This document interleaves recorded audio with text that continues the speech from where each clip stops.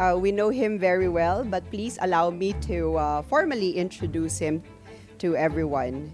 He is the 2024 Tomas B. Lopez Jr. Professorial Chair for Education and the 10th President of the University of Makati. He is the newly elected President for the World University Network of Innovation for Presidents. He is a standing committee member on Higher Education of the Philippines, 2nd Congressional Commission on Education, or EDCOM 2, and a commander of the Armed Forces of the Philippines under the Philippine Navy Reserve. He is part of the Technical Experts Group for the development of the Philippines Qualifications Framework. He is a member of the National Industry or TVET Board for the Health Sector under the Technical Education and Skills Development Authority or TESDA, and is a trained arbitrator of the Philippine Dispute Resolution Center Incorporated. Also a lifetime member of the Philippine Economic Society. He is also the director of the Philippine National Red Cross Makati Branch, a board member of the YMCA Makati, and a fellow of the Society of Fellows in Supply Management. He finished his BSBA in Economics and MBA degree from Colegio de San Juan de Letran, Manila, and was awarded the San Vicente PM de La Paz Most Distinguished Alumnus Award. This morning, he offers a timely and forward-thinking examination of how higher education institutions can contribute to national development, strategic governance, and global competitiveness. Please join me in welcoming our University President, Professor Elyxzur C. Ramos.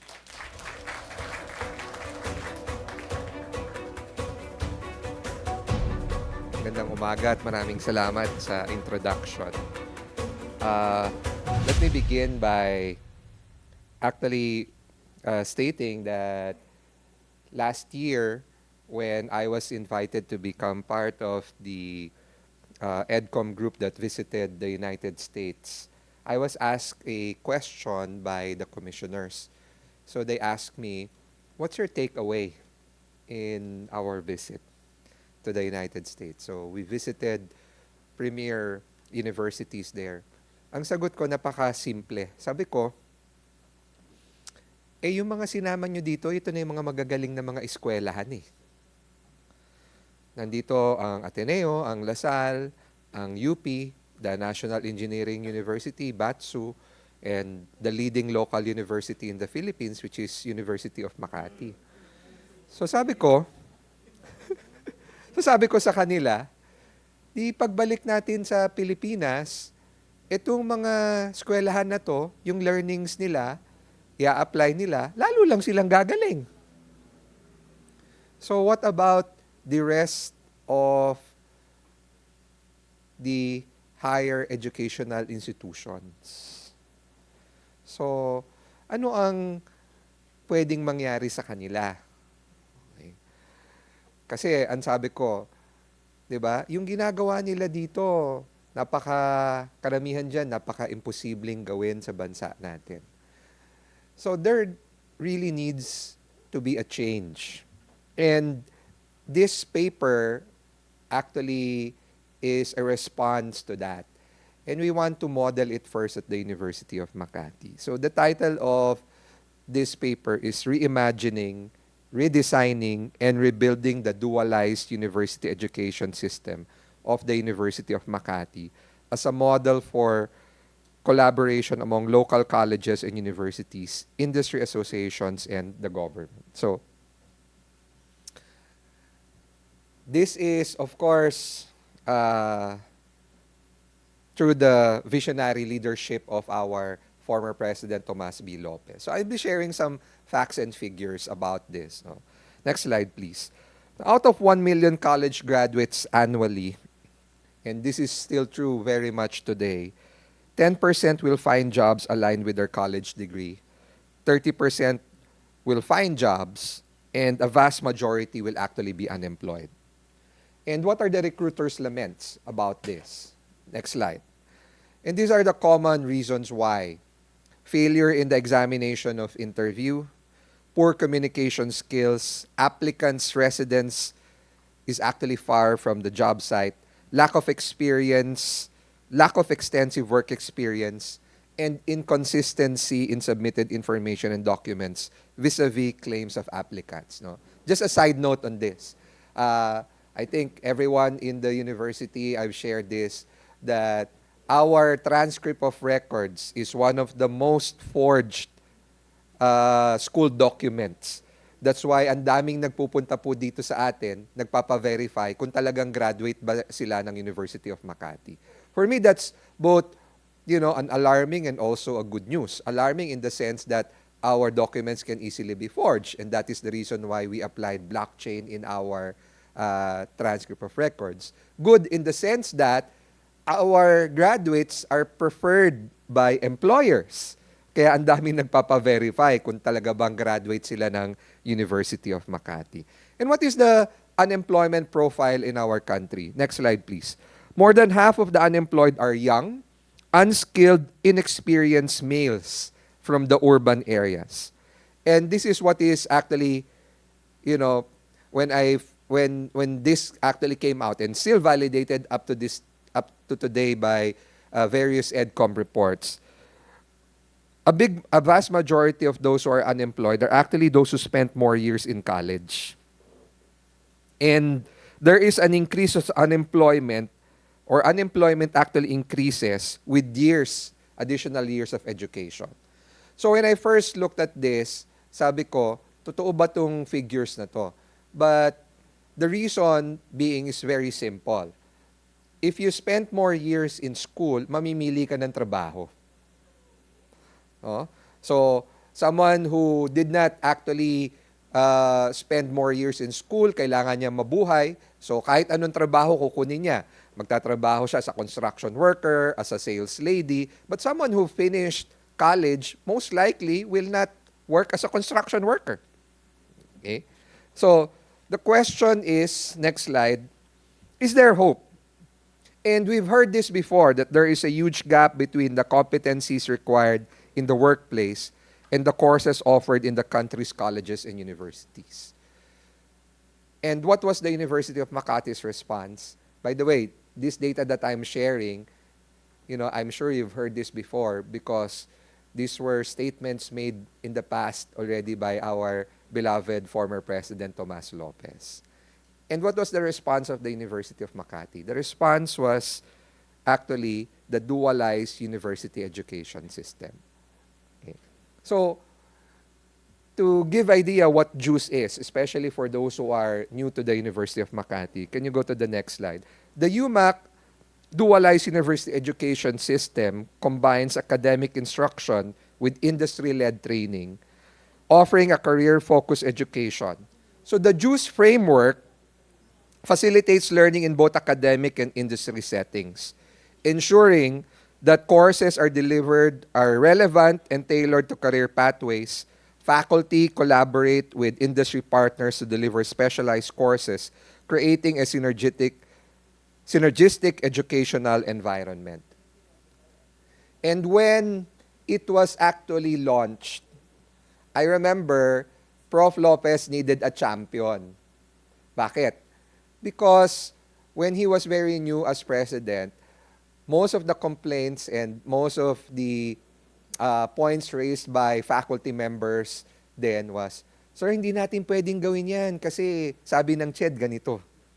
Sir, hindi natin pwedeng gawin yan kasi wala yan doon sa mga CMO. Okay?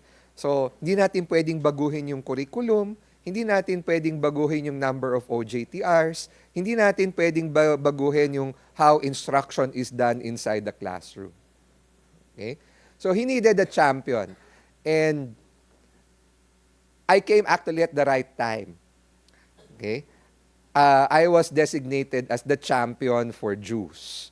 So, the first full-blown JUICE programs were done under the College of Business Administration then, and the College of Technology Management. And my task then was to actually look for industry partners who are willing to take the risk and use this framework as a delivery model for our course delivery here at the University of Makati. And of course, we said that the rest is history.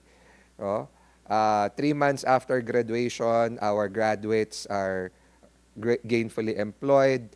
It has built a reputation for the University of Makati. But the question now is, hanggang dyan na lang ba? Okay?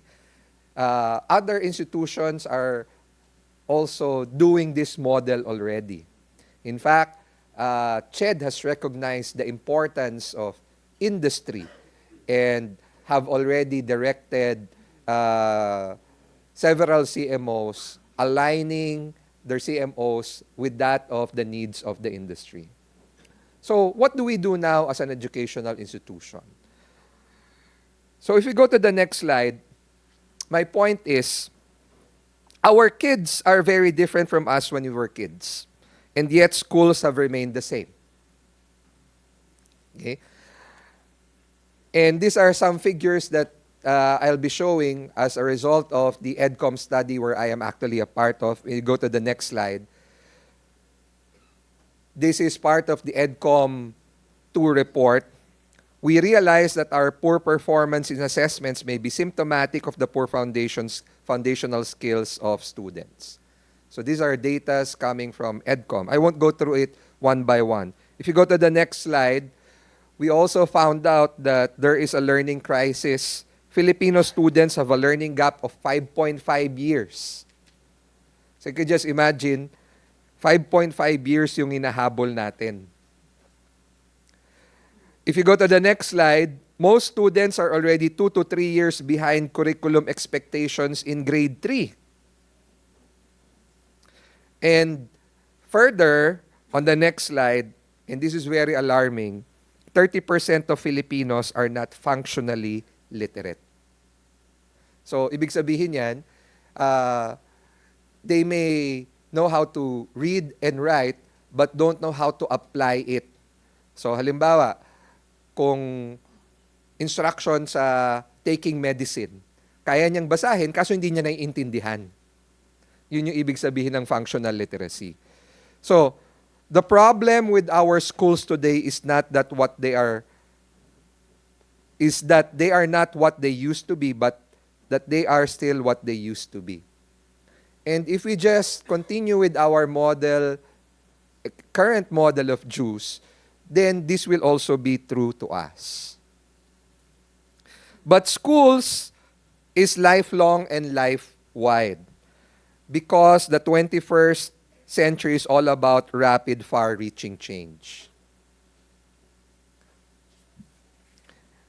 And why is it a very good model for the University of Makati? If we take a look at the next slide, a school is a learning continuum. In fact, students spend more time, their waking hours, in school than at home. Mas marami pa po yung ginugugol na oras ng mga estudyante sa eskwelahan, yung waking hours nila kaysa sa kanilang mga bahay. So, we are in a very great opportunity to actually implement change and actually bring hope to the lives of our students.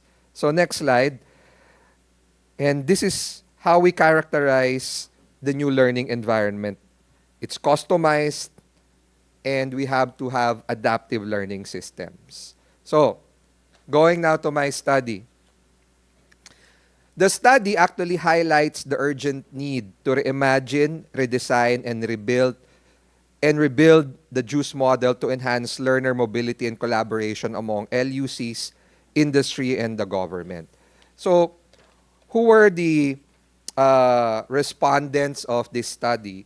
Actually, this study actually involved LUCs, namely Quezon City University, Universidad de Manila, Pamantasan ng Pasig, Mabalacat City College, Mandaluyong College of Science and Technology. And also, several industry practitioners, mostly coming from PISM, the Philippine Institute of Supply Management, where we have a full-blown implementation of our JUICE program. And lastly, from TESDA, officials. So there were 60 survey questionnaires that were distributed amongst those officials. Okay? And the methodology used was a sequential explanatory mixed method. Primary data gathered on the questionnaires on the quantitative phase was done through questionnaires handed out to the respondents. The qualitative phase was done through interviews, dialogues, and consultations to validate the supplement questionnaire data. And secondary data sources included educational journals, books, and publications, particularly the EDCOM Year 2 and Year 1 report. So, what were the key findings? The first one is there is a global trend towards transforming educational delivery to meet the demands of a borderless economy. Second, a decline in the quality of education across all levels in the Philippines. Third, significant disparities in educational achievements among different socioeconomic groups. Fourth, a mismatch between training and job market needs, contributing to educated unemployment and underemployment. Just a side note as well, especially to the College of Business Administration and Financial Sciences, the EDCOM 2 report actually highlighted that the sector which has the highest level of underemployment is the banking and finance sector. Okay. A strong perception among stakeholders of the necessity for innovative education models to address systemic issues in the Philippine education system. And lastly, a moderate to high level of acceptability, applicability, and attainability of the reimagined, redesigned, and rebuilt JUICE model among LUCs and industry practitioners, with greater acceptance from TESDA officials. So what is this model all about? If you go to the next slide, this is the model that, can you go back? Yeah, this is the model that I'm talking about. At the center is still the UMak JUICE, the industry-academe partnership. But there will be a trifocalized, actually, partnership, not only with industry, but also working on portability of credentials between partner HEIs, more particularly LUCs. Another partner would be the issuance of micro-credentials from industries. And lastly, government recognition of industry certificates. So, what does the reimagined JUICE actually mean? The reimagined JUICE, redesigned and rebuilt JUICE model fosters collaboration not only with the industry, but also with government and other LUCs. It incorporates micro-credentials from the industry, portability of subjects and units earned among partner LUCs, and government recognition of industry academe certificates. We actually need more partners, and we have to work on ourselves, on the issues of relevance, on the issues of creativity, and the issue of efficiency. So, our key findings. Can you go now to the key findings, please? Next slide. Okay. There is a global trend towards transforming educational delivery to meet the demands of a borderless economy. Second, a decline in the quality of education across all levels in the Philippines. And the next slide actually highlights that our children are falling behind very early on because of weak foundations. Third, significant disparities in educational achievement among different socioeconomic groups. Fourth, the mismatch between training and job market needs contributing to educated unemployment and underemployment. And fifth, a strong perception among stakeholders of the necessity of innovative educational models to address systemic issues in the Philippine education system.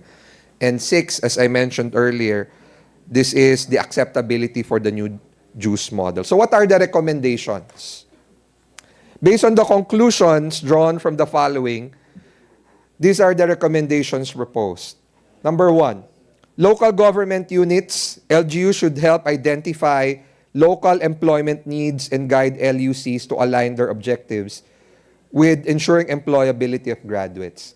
In fact, I had a long debate with CHED officials during the validation of our institutional recognition because they are insisting on following CMO 18 from CMO 32. And CMO 18, which actually governs local colleges and universities, actually mandates that as part of our Board of Regents, we should have either a member from the DOST or the Department of Agriculture. So my contention was, being an LUC, hindi ba dapat mas okay na someone from the ILG or DOLE? Okay. Kasi all local colleges and universities, the nature for their creation really is for employment, especially for the local needs of their city or the municipality. Second, LUC officials should engage with industry leaders to address the industry-academe mismatch and revise curricula to better align with industry needs. Kasi sa totoo lang, tayo naman talaga yung mas nakakaalam kung ano yung pangangailangan dun sa local industry natin, local needs. So, kumbaga, babalik ako dun sa question, why do we need Department of Agriculture in our board? We are in an highly urbanized diba, area. So, what relevance would DA contribute in the Board of Regents of the University of... Hindi naman sa sinasabi kong wala. But siguro mas may magiging ambag kung someone from DOLE or someone from DILG yung nandun. Third, implement effective apprenticeship programs for LUC faculty to ensure that classroom instruction reflect real-time industry requirements. Fourth, encourage LUCs to adopt the reimagined, redesigned, and rebuilt JUICE model as a framework for promoting learner mobility and collaboration among local colleges, universities, and industry and government. And based on the conclusions drawn, the fifth proposal is in adopting the fourth recommendation, the following needs to be established and done. First, an accepted credit transfer system that allows mobility of students and portability of units and prior learning. So this is next steps. Second, develop formal articulation agreements among partner LUCs, industry, and government. Next, work towards developing a shared curriculum which allows for digital learning portfolios and advising and support services. Ensure adherence to government quality assurance standards that is open to assessment and evaluation, and ensure stakeholders' engagement in its implementation and monitoring. So, as a model, what have we done to actually implement the reimagined, redesigned, and rebuilt JUICE? First is our passport system. Okay? The passport system, next slide, unfortunately, was shelved because of the discontinuance of the support from USAID. But the idea there was we were supposed to come up with a shared and agreed upon standard between our partner LUCs where there can be portability and credit transfer. So if you are a student from Mabalacat City College and you want to pursue and you take up a diploma course there and you want to pursue a degree in our engineering technology program, then everything that they took there can be credited and will be allowed here at the University of Makati. The same is true for our students in the College of Engineering. Let's say, for example, they at the middle or their second or third year, they decide that civil engineering is not really what they want, but it is electronics engineering. Then they can also have portability with our partner Valenzuela PLV, which has a very strong engineering program. That was supposedly the design. And you have a passport, a literal passport. Parang, di ba, pag the passport is very powerful. It tells you if we can be accepted, if if you don't need a visa or things like that. So if we have a passport system na tatatak doon, ito lahat ng mga skills, ito lahat ng mga subjects na nakuha ko na, and we agree, then you can actually transfer to another institution. So that was the design as one of the points for the trifocalized new version of JUICE, not only with the industry, but also partnering with other LUCs. The second is on micro-credentials. And we've said this, that the other partner there is for our industry partners to also come down or to actually develop micro-credentials with us together.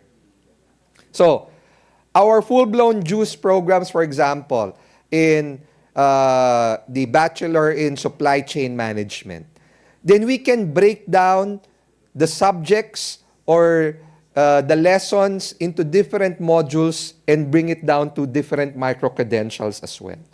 And what we have done already a model here as well with our partnership with APEG. Now, courses that are taken in the University of Makati through our partnership with APEG not only gives credits as a micro-credential coming from the University of Makati, but also earns them international micro-credentials through IIBP, and also earns them credit units if they want to transfer or study or work in Australia. Okay? Innovative academic programs, and this is where government partnership also comes in. And this is actually being spearheaded by the Institute of Arts and Design, which was actually tasked by both CHED and TESDA to actually work on the micro-credentials. So, what I am actually angling for with TESDA is, kapag graduate ng UMak IAD ng animation, automatic may NC4 in animation. That is what I have been angling for. So, parang sinasabi ko, kung meron tayong partnership with CTHM for Jollibee, okay? Pagka-graduate ng bata, meron na dapat automatic na conversion nung kanyang degree, he or she also earns an NC4 on food and beverage services. Because the name of the industry is there. Hindi naman itataya nung pangalan ng Jollibee, yung pangalan nila in partnership with the University of Makati. And that is what we have been working for with TESDA. I've had very promising discussions with TESDA about this. Ang sabi lang nila sa akin, Press, we cannot be actually company agnostic. Even if we consider Jollibee as the leader as far as the quick service restaurant is concerned, it would still be much better if it is an industry association. And that is what we've been working right now with the Institute of Arts and Design, because we are actually working with the Animation Council of the Philippines. So, what we are angling for is our graduates, because we develop actually the PQF we were part of that for the animation industry. Our graduates, not only, the trifocalized system because it's already there in JUICE, then they get government conversion or recognition also of their diploma. They get an NC automatically from TESDA. Then, it also has micro-credentials that can actually be recognized not only in the Philippines but also abroad. And it is also a pathway for other LUCs. Maybe if they want to pursue a further degree or a course aligned to animation, but that is not being offered in the University of Makati, but is offered in another institution, then all of the units that they took will actually be credited. Okay? So that is actually how I picture the reimagined, the redesigned, and the rebuilt dualized university education system of the University of Makati. So, gone are the days that we will only work with the industry,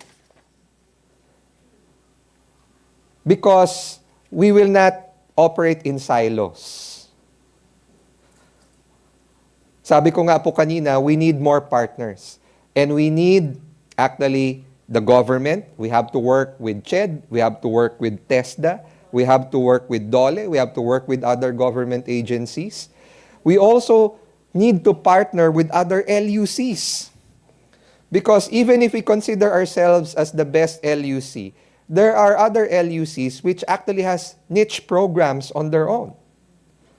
Okay? Which might be better than what we are offering, or programs that are not currently offered in the University of Makati. But there is a pathway for our students to go and earn a degree without any questions on the credits, that will be transferred to them.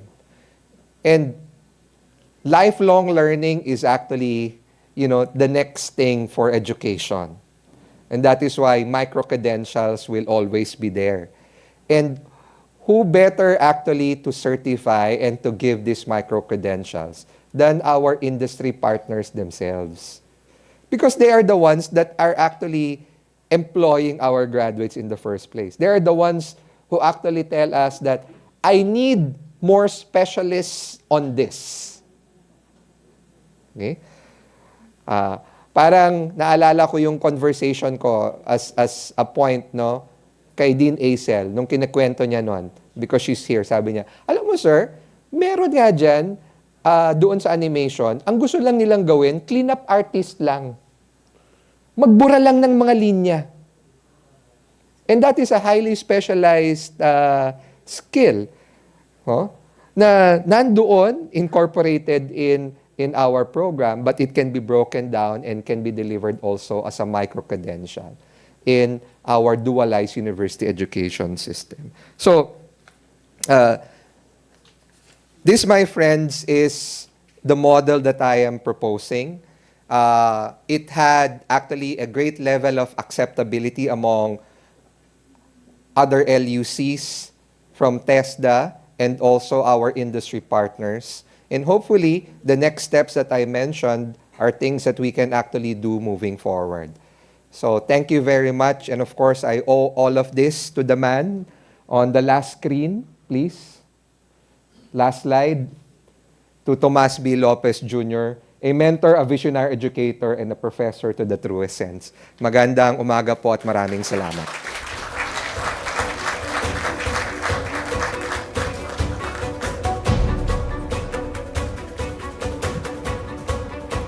Thank you very much, Professor Ramos, for your presentation.